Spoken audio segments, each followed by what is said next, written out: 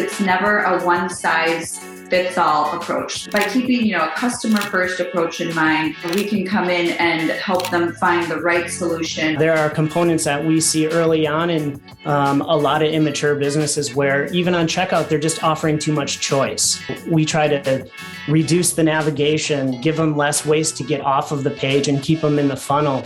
And we've seen as much as 13-14% improvements, which is fantastic. A tech solution that works well for one company isn't always going to work well for another. We've got the expertise when it comes to platforms, which is awesome. Off the top of my head, I can say, 4 different platforms we could come to you, to a client with and say, hey, here's the recommendation. They're all going to do relatively the same thing, but it just doesn't matter which is going to match up best for them. We want to make sure that our clients are getting what they need from that platform, from that investment. We want to make sure at the end of the day, they're going to see a return on that investment and see real value in the work that we do for them.